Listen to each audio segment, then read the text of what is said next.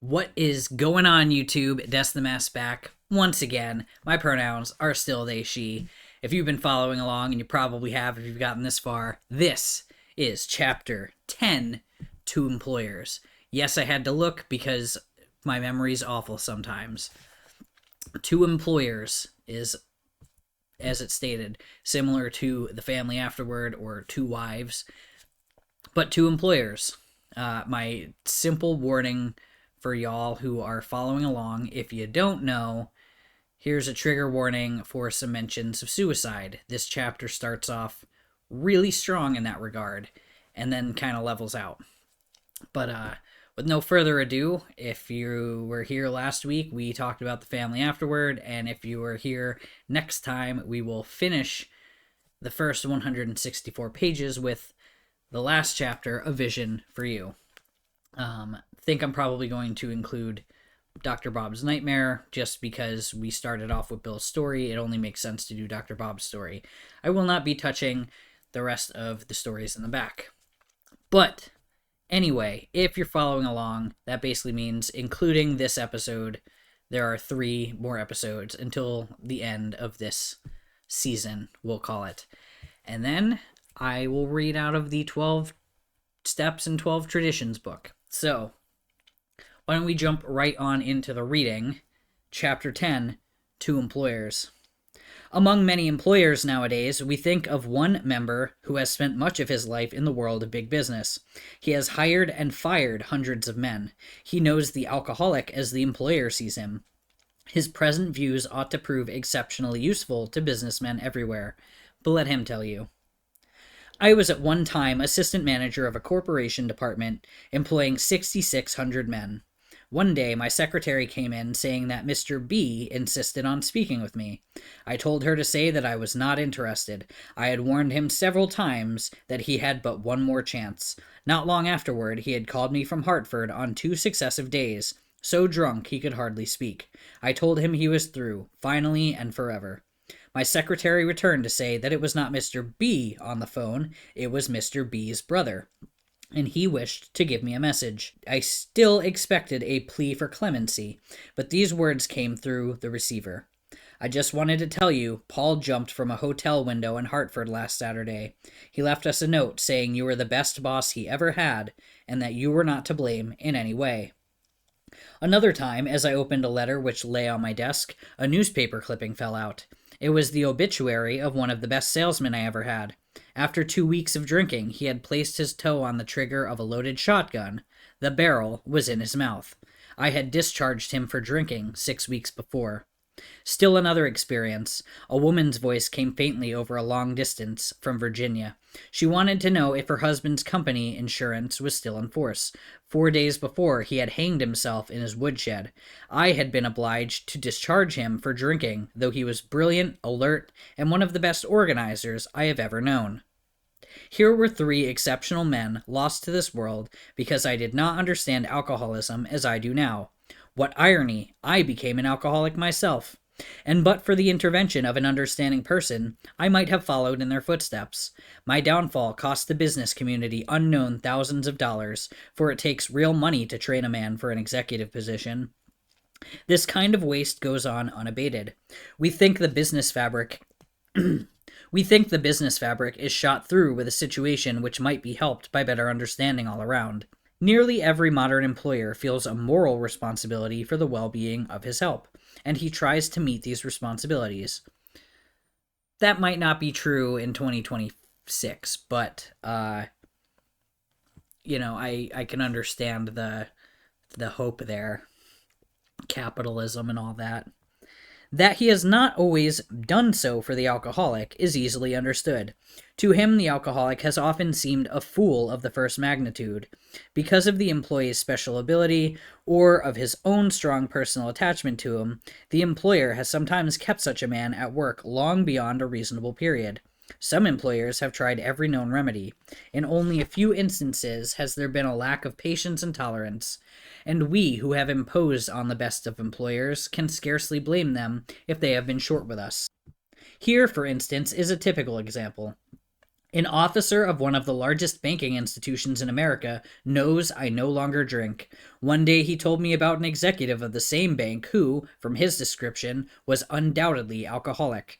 This seemed to me like an opportunity to be helpful, so I spent 2 hours talking about alcoholism, the malady, and described the symptoms and results as well as I could. His comment was, "Very interesting, but I'm sure this man is done drinking. He has just returned from a 3 months leave of absence, has taken a cure, looks fine, and to clinch the matter, the board of directors told him this was his last chance." The only answer I could make was that if the man followed the usual pattern, he would go on a bigger bust than ever. I felt this was inevitable and wondered if the bank was doing the man an injustice. Why not bring him into contact with some of our alcoholic crowd? He might have a chance. I pointed out that I had nothing to drink whatever for 3 years, and this in the face of difficulties that would have made 9 out of 10 men drink their heads off.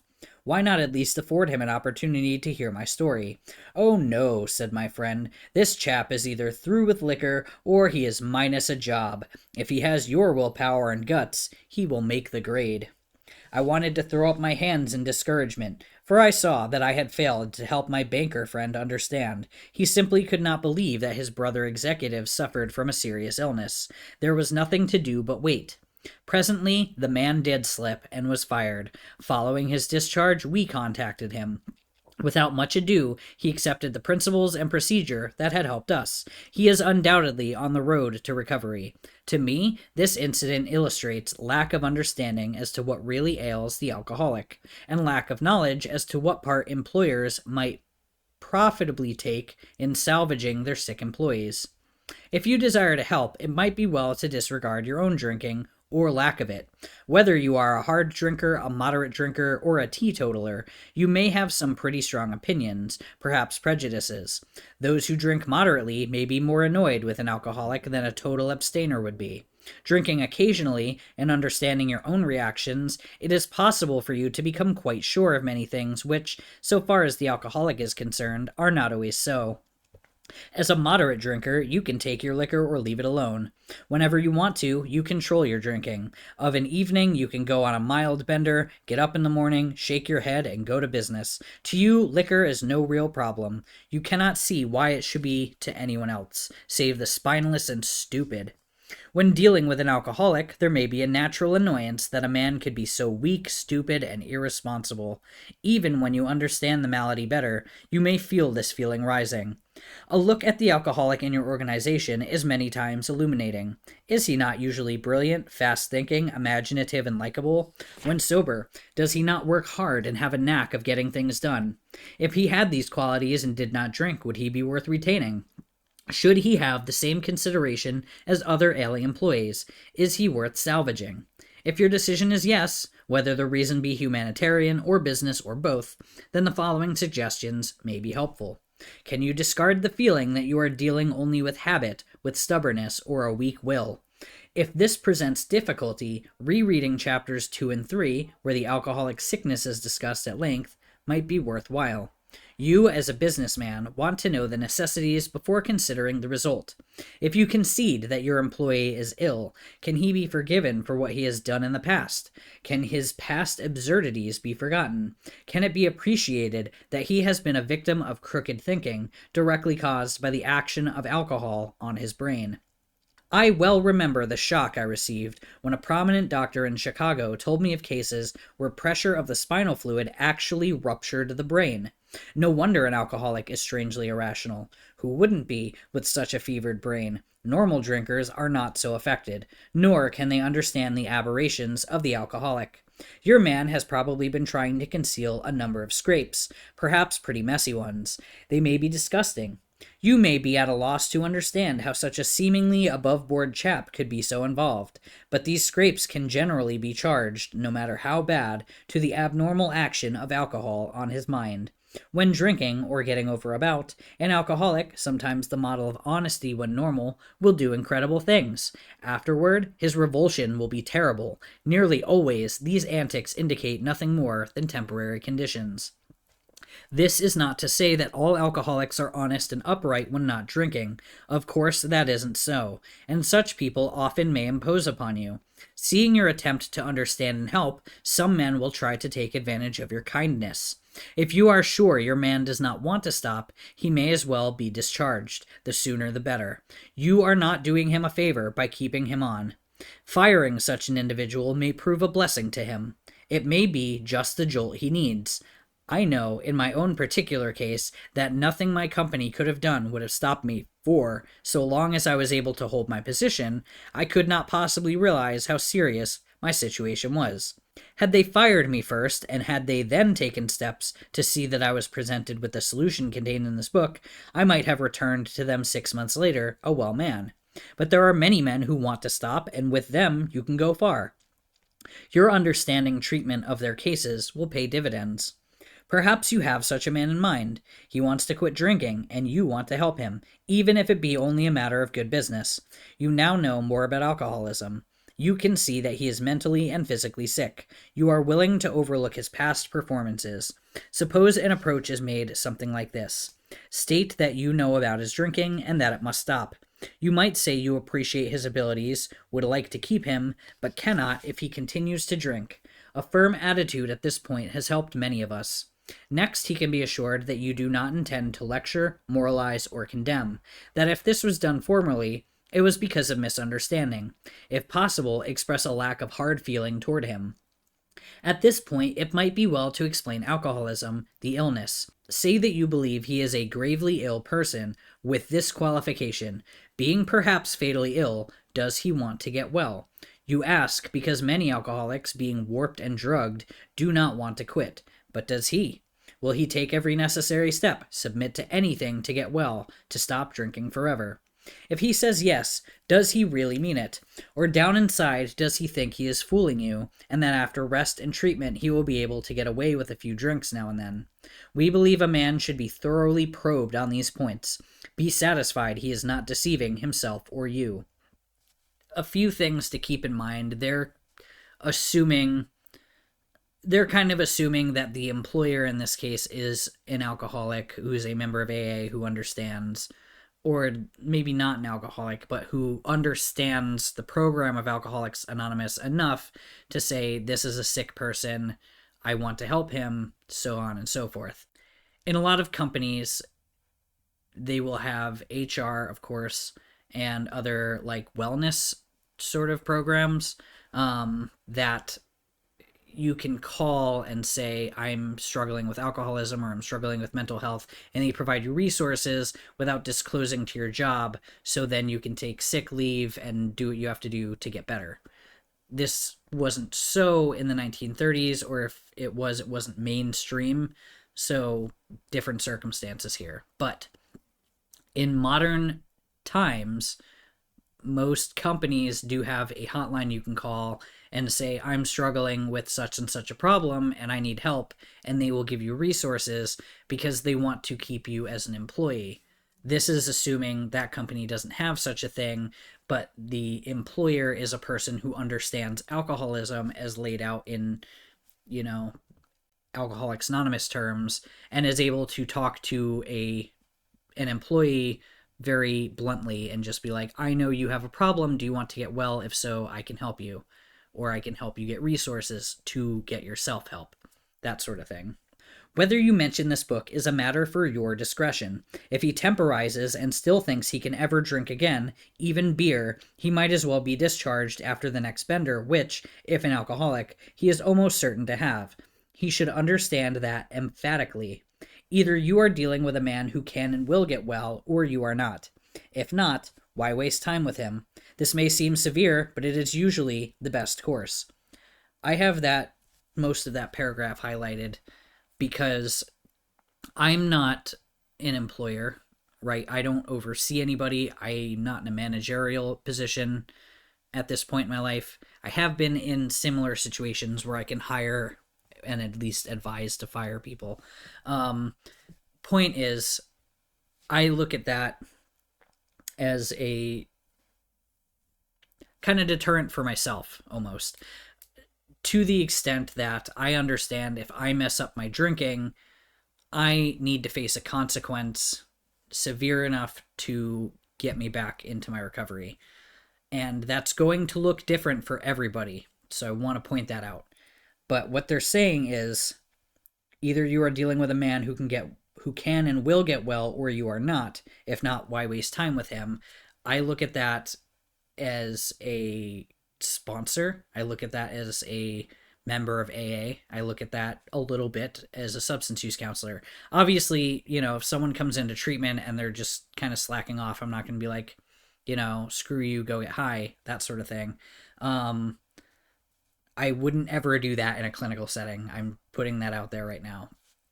But all of that is to say, in AA, in working the steps, this program, I need to be matching, as a sponsee, I need to be matching the energy that my sponsor is giving me. My sponsor says, do this writing, do this reading. I have to show up for it, right? And the same way, if I'm sponsoring someone and I say, do this reading, do this writing, and they're like, I don't know if I want to do that, or I think I want to do something else, then we're not meeting, where the program is, and they might want to find someone else to sponsor them and or figure it out on their own. And that can seem harsh because my understanding of alcoholism and drug addiction is largely that most people who return to use come back worse than the last time, right? If your current state of recovery was after a really bad bender and then you go back to using, a lot of times that next bender is worse than the one that got you here. So we have to be careful, and also other people's recovery isn't our responsibility. So to wrap that all up nicely, whether a employer, a clinician, a sponsor, a fellow in AA, other people's recovery is not my responsibility. Mine is. My understanding of my own recovery is that if I mess up, I need to face a consequence, or else I will trick myself into believing I can get away with it. And I think a lot of people who struggle with drug and alcohol, substance use, have a similar idea, right? I got away with this, so I can do it again. I didn't face a severe enough consequence, so I can do it again, until eventually they hit that wall that's like, shit, I have to get into recovery. There's nothing else for me. It's only going to get worse. And usually that is, according to the AA Big Book, institutions, jails, and death. After satisfying yourself that your man wants to recover and that he will go to any extreme to do so, you may suggest a definite course of action. For most alcoholics who are drinking, or who are just getting over a spree, a certain amount of physical treatment is desirable, even imperative. The matter of physical treatment should, of course, be referred to your own doctor. I've said this before, and I will say it every time something like this comes up. Anybody in AA who tries to tell you not to trust your doctor, or that you can just, I don't hear this often, but I have heard it before, that just like, just man up and like sweat it out on the couch. If you need medical treatment for your recovery, whatever that looks like, specifically a detox or a withdrawal, go to a hospital or a detox, get it done professionally. Don't risk doing it on your couch and having, all sorts of health complications, because especially alcohol specifically, you can die from your withdrawal symptoms if your drinking was bad enough. So trust a doctor, go to a hospital, go to a detox, do what you need to do. Don't trust the person in AA who was like, my drinking wasn't that bad and I detoxed on my couch and I was fine. That's fine if that worked for that person, but you ought to consult medical professionals who can help you get through your withdrawal, whatever that looks like. Whatever the method, its object is to thoroughly clear mind and body of the effects of alcohol or drugs. In competent hands, this seldom takes long, nor is it very expensive. Your man will fare better if placed in such physical condition that he can think straight and no longer craves liquor. If you propose such a procedure to him, it may be necessary to advance the cost of treatment, but we believe it should be made plain that any expense will later be deducted from his pay. I don't know many companies that do this. If you're like a small business owner and you want to do that out of your own pocket and out of the kindness of your heart, go for it. I think most of the time you're dealing with insurance and, sick pay and leave and FMLA stuff. Yeah, so I don't think that applies in 2026. It is better for him to feel fully responsible. I think that's true. If your man accepts your offer, it should be pointed out that physical treatment is but a small part of the picture. Though you are providing him with the best possible medical attention, he should understand that he must undergo a change of heart. To get over drinking will require a transformation of thought and attitude. We all had to place recovery above everything, for without recovery, we would have lost both home and business. Can you have every confidence in his ability to recover? While on the subject of confidence, can you adopt the attitude that, so far as you are concerned, this will be a strictly personal matter, that his alcoholic derelictions, the treatment about to be undertaken, will never be discussed without his consent? There's also HIPAA laws, and HR will prevent that sort of thing. Well, maybe not prevent, but attempt to prevent that sort of thing from happening. So, there's that. It might be well to have a long chat with him on his return. To return to the subject matter of this book, it contains full suggestions by which the employee may solve his problem. To you, some of the ideas which it contains are novel. Perhaps you are not quite in sympathy with the approach we suggest. By no means do we offer it as the last word on the subject, but so far as we are concerned, it has worked with us. After all, are you not looking for results rather than methods? Whether your employee likes it or not, he will learn the grim truth about alcoholism. That won't hurt him a bit, even though he does not go for this remedy. We suggest you draw the book to the attention of the doctor who is to attend your patient during treatment. Again, a lot of this stuff is outsourced and handled by insurance companies and FMLA stuff. I think at this point in time, I would say fairly confidently 95% of the time your employer is not going to be at your bedside giving your doctor a book for Alcoholics Anonymous and being like, I think this person could benefit from this. That's a conversation you can have if you're an employer and you see your employee having an alcohol problem and you want to discuss it privately outside of work, not in front of other people. I think that's a fair thing to do, but most of the time, I don't think like your boss is going to be at your bedside. And if you're the boss, I don't think most of the time you're going to be at your employee's bedside. So I could be wrong about that. I've never been in this position, but I don't see that being feasible. If the book is read the moment the patient is able, while acutely depressed, realization of his condition may come to him. We hope the doctor will tell the patient the truth about his condition, whatever that happens to be. When the man is presented with this volume, it is best that no one tell him he must abide by its suggestions. The man must decide for himself. You are betting, of course, that your changed attitude plus the contents of this book will turn the trick. In some cases it will, and in others it may not, but we think that if you persevere, the percentage of successes will gratify you. As our work spreads and our numbers increase, we hope your employees may be put in personal contact with some of us. Meanwhile, we are sure a great deal can be accomplished by the use of the book alone. On your employee's return, talk with him. Ask him if he thinks he has the answer, if he feels free to discuss his problems with you. If he knows you understand and will not be upset by anything he wishes to say, he will probably be off to a fast start. Again, this assumes that you, the employer, are the one who's directly supporting the employee who's struggling with substance use. In this connection, can you remain undisturbed if the man proceeds to tell you shocking things? He may, for example, reveal that he has padded his expense account, or that he has planned to take your best customers away from you. In fact, he may say almost anything if he has accepted our solution, which, as you know, demands rigorous honesty. Can you charge this off as you would a bad account and start fresh with him? If he owes you money, you may wish to make terms. If he speaks of his home situation, can you undoubtedly make helpful suggestions? Can he talk frankly with you so long as he does not bear business tales or criticize his associates? With this kind of employee, such an attitude will command undying loyalty. The greatest enemies of us alcoholics are resentment, jealousy, envy, frustration, and fear.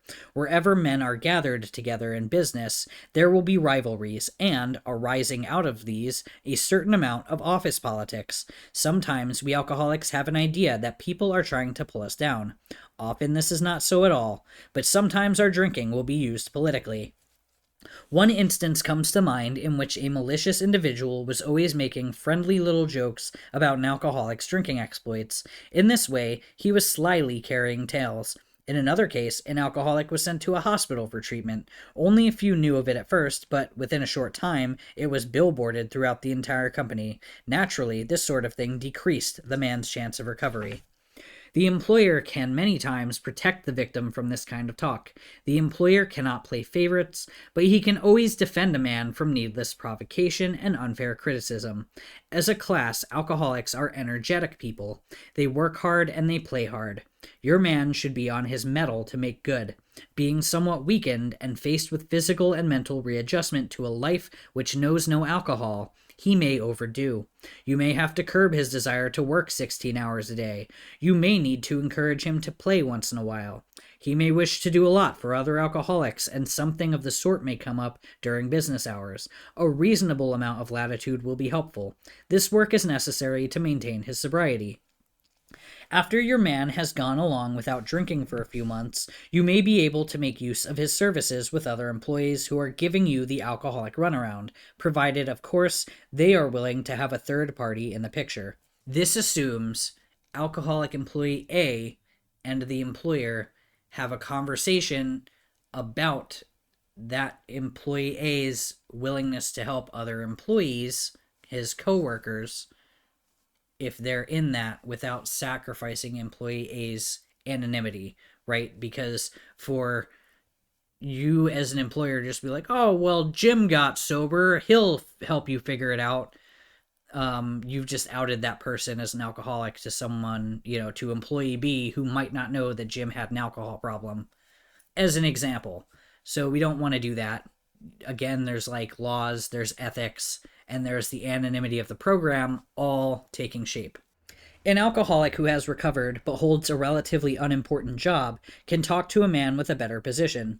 Being on radically different basis of life, he will never take advantage of the situation. Never is an assumptive word there. Your man may be trusted. Long experience with alcoholic excuses naturally arouses suspicion. When his wife next calls saying he is sick, you might jump to the conclusion he is drunk. If he is, and is still trying to recover, he will tell you about it, even if it means the loss of his job, assuming that person is honest and living in integrity. For he knows he must be honest if he would live at all. He will appreciate knowing you are not bothering your head about him, that you are not suspicious, nor are you trying to run his life, so he will be shielded from temptation to drink. If he is conscientiously following the program of recovery, he can go anywhere your business may call him. In case he does stumble, even once, you will have to decide whether to let him go. If you are sure he doesn't mean business, there is no doubt you should discharge him. If, on the contrary, you are sure he is doing his utmost, you may wish to give him another chance. But you should feel under no obligation to keep him on, for your obligation has been well discharged already. There is another thing you might wish to do. If your organization is a large one, your junior executives might be provided with this book. You might let them know you have no quarrel with the alcoholics of your organization.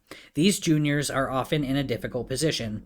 Men under them are frequently their friends. So, for one reason or another, they cover these men, hoping matters will take a turn for the better. They often jeopardize their own positions by trying to help serious drinkers who should have been fired long ago, or else given an opportunity to get well. After reading this book, a junior executive can go to such a man and say approximately this: "Look here, Ed, do you want to stop drinking or not? You put me on the spot every time you get drunk. It isn't fair to me or the firm. I have been learning something about alcoholism. If you are an alcoholic, you are a mighty sick man. You act like one. The firm wants to help you get over it. And if you are interested, there is a way out. If you take it, your past will be forgotten, and the fact that you went away for treatment will not be mentioned. But if you cannot or will not stop drinking, I think you ought to resign."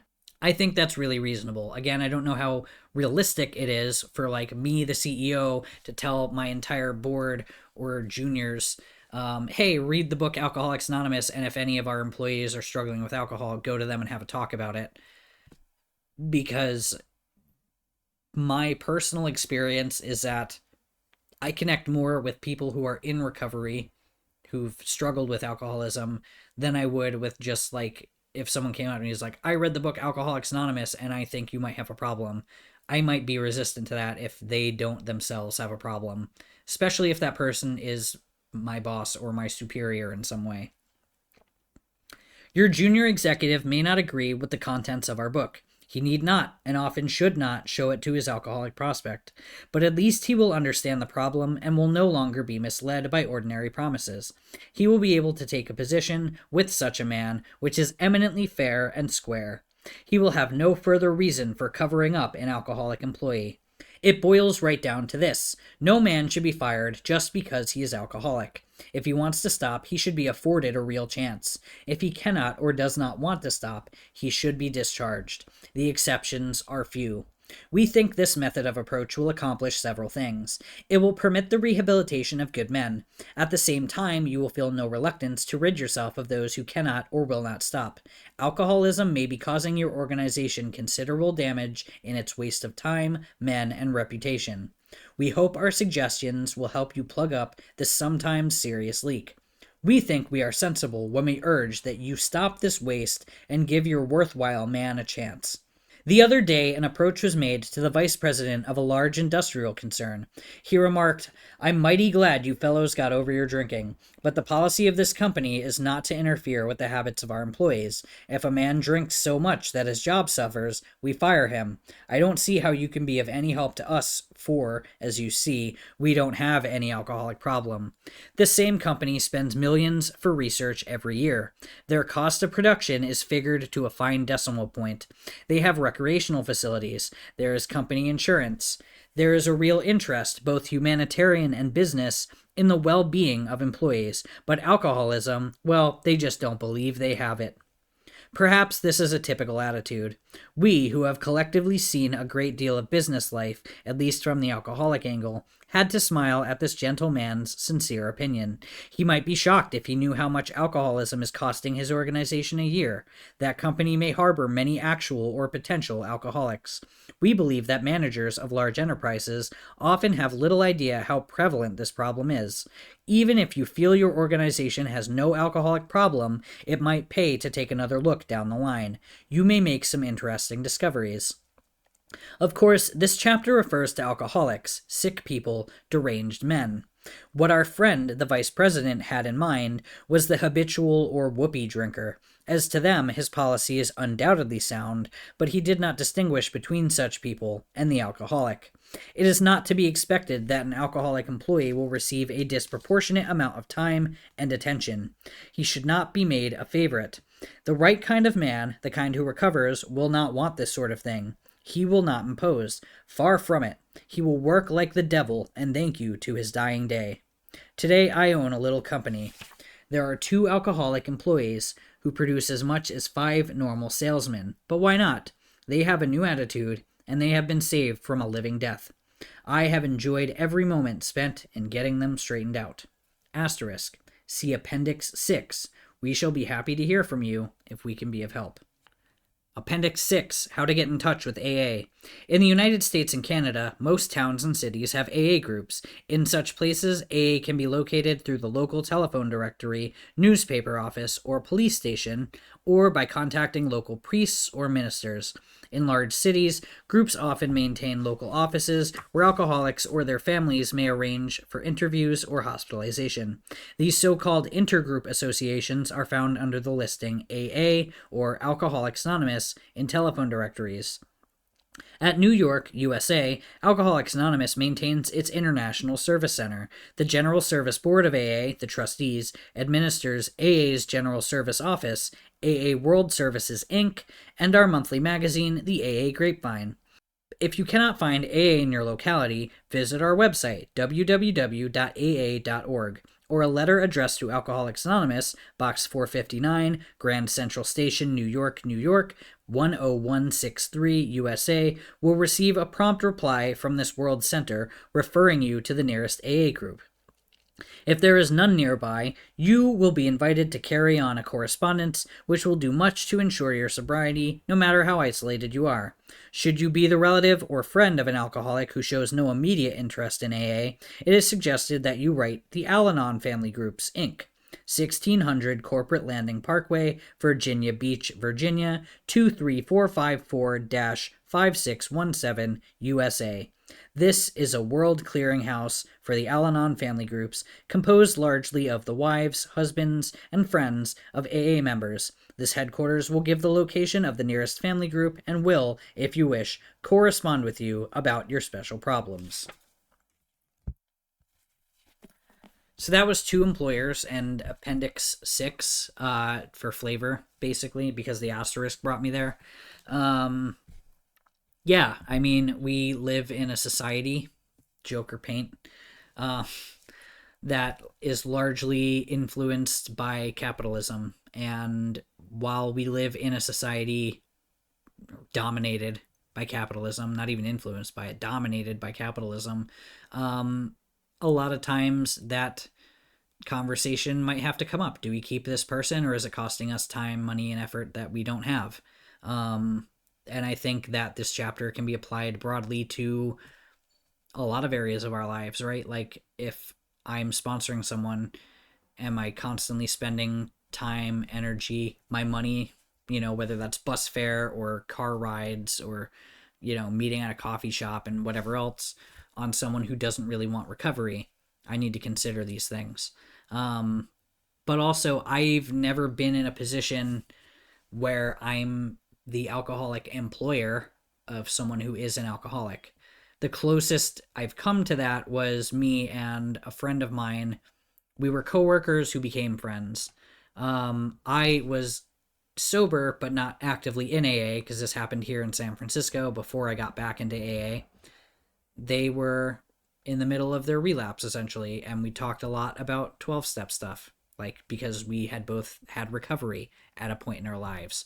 So having that sort of conversation, that person ended up being one of the people who I reached out to when they got back into recovery, and I decided I wanted to get back into AA meetings, so we started going to meetings together.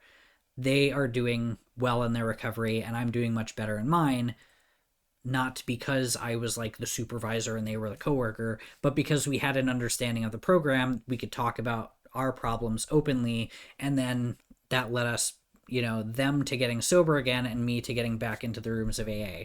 So I wasn't reading this chapter at that time. I wasn't consciously applying the things that they were talking about, but I can see a real world example of how this could shape up. And also, I don't think Elon Musk is going to read Alcoholics Anonymous and go to the floor at a Tesla warehouse and be like, I think you have an alcohol problem and I want to get you some help. That seems really far-fetched. Correct me if I'm wrong. If you work for Tesla and Elon Musk has read this book and has come to you personally and been like, I want to help you with your alcohol problem, and got you into treatment, and you are now thriving as an AA member because Elon Musk, stepped down off of his tower to talk to you directly, or, laid down the chain of command to get you into recovery, I'd love to hear about that in the comments. Also, referencing Appendix 6, I don't have the AA website in my descriptions on my videos. I'm going to add that. So in this video and all the other videos previously, I will add that in.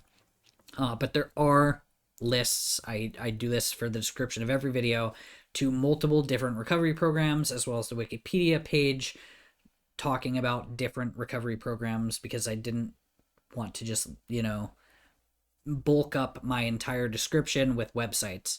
But there are tons of resources in my description. If you can't find what you're looking for, reach out to me or check out the Wikipedia page, or just Google it, right? There's Internet and Technology Addicts Anonymous, ITAA. I don't have them listed here, but you can search that up. If you have a problem with gaming or gambling, or I talk about SLAA because I'm in SLAA, if there's an addictive problem that you've got going on and AA isn't your, fit, you can Google it and you can find it. And I have some resources below. So anyway, that's all I've got. I'm here doing the thing. Please like, comment, subscribe, follow me along. Check out some of those websites if you or someone you know has a problem.